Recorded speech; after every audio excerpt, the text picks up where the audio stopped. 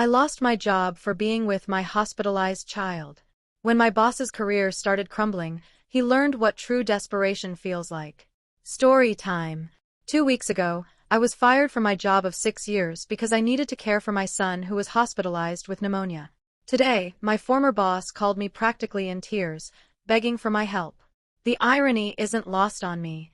For context, I've been working as a senior systems analyst at a mid-sized tech company. I've always been reliable, working late when needed, coming in on weekends during crunch time, and even canceling vacation plans twice when emergencies came up. My performance reviews were consistently excellent, and I'd trained most of the junior staff on our proprietary systems. Everything changed when my 7-year-old developed a high fever that wouldn't break. After 3 days, his breathing became labored, and we rushed him to the ER. The diagnosis: severe pneumonia requiring hospitalization. I immediately called my boss to explain the situation. I need to take emergency leave, I told him. My son's in the hospital. The doctors say he'll be there for at least a week. His response still makes my blood boil. We're in the middle of the Henderson project. You know how important this is. Can't your husband handle it? My husband works as a truck driver and was on a cross-country haul. I explained this, thinking my boss would understand. Look, I need you here. We can't afford any delays right now. Figure something out. I was stunned. My child is in the hospital. I can't just figure something out. Then I don't know what to tell you, he replied coldly. This project determines our bonuses for the quarter. I told him I'd try to work remotely when my son was sleeping, but that my priority had to be my child. He hung up without responding. For the next 3 days, I barely slept, splitting my time between comforting my terrified son and trying to complete work tasks on my laptop. I sent in all my deliverables on time, despite the circumstances. On the 4th day, my son's condition worsened, and the doctors needed to put him on a ventilator. I was a wreck. I called my boss again, explaining that I needed to take proper leave and couldn't continue working remotely. If you can't fulfill your responsibilities, I'll have to let you go, he said flatly. I couldn't believe what I was hearing. Are you seriously threatening to fire me because my child is critically ill? Business is business. We have deadlines. I broke down. My son can barely breathe on his own. I'm not leaving his side. Then consider yourself terminated. Return company property when you can.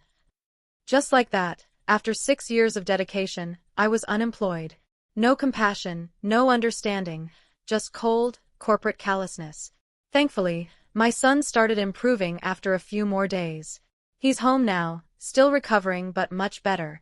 I've been focused on his care and haven't even started looking for a new job yet. Then yesterday, my phone rang. It was my former boss. We need to talk, he said, his voice noticeably strained. About what? You fired me, remember? He cleared his throat. The Henderson project is falling apart. None of the junior analysts understand the integration points you set up, and we've missed 2 deadlines already. The client is threatening to pull the contract. I said nothing, letting the silence stretch uncomfortably. Look, he continued, I may have been hasty. We need your expertise.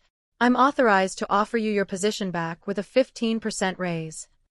I almost laughed. You fired me when my child was on a ventilator. Now you want my help.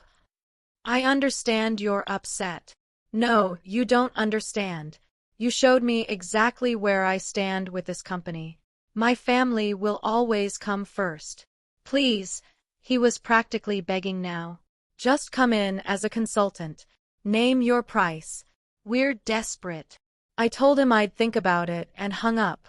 That was yesterday. This morning he called again, offering a 30% raise and flexible working arrangements. The project is apparently in complete disarray, and they stand to lose millions if it fails. Part of me wants to tell him to pound sand. But another part sees an opportunity here, not just for revenge, but to create real change.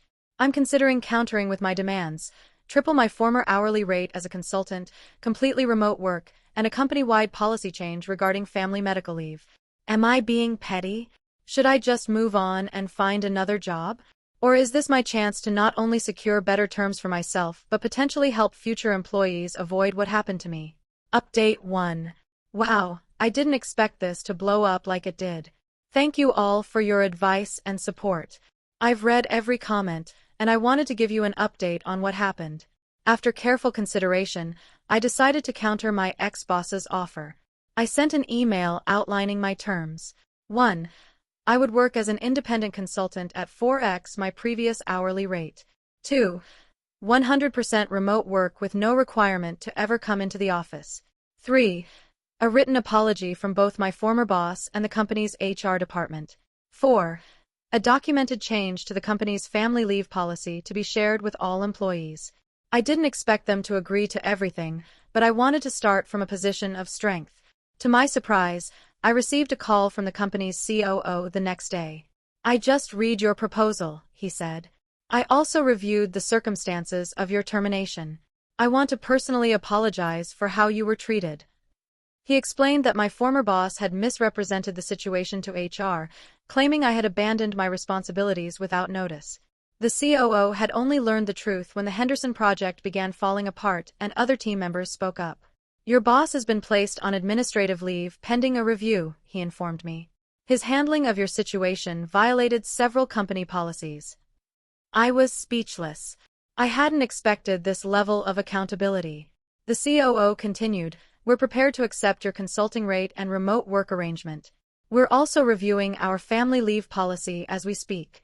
Would you be willing to provide input on the changes?" I agreed, still somewhat in shock. We set up a consulting agreement starting immediately. I've been working on salvaging the Henderson project for the past 3 days, and it's actually going well. The team was relieved to have me back, and several colleagues privately told me they were appalled by how I'd been treated. Yesterday, I received an official apology letter from the company, signed by the COO and the head of HR. They also attached a draft of the new family leave policy, which explicitly protects employees who need to care for ill family members. As for my former boss, I heard through the grapevine that his review didn't go well. Apparently, this wasn't the first time he'd mistreated employees with family emergencies, just the first time it had cost the company a major client relationship. I'm still not sure if I'll consider returning as a full-time employee in the future. For now, I'm enjoying the flexibility of consulting, the significantly higher pay, and the ability to be there for my son as he continues to recover.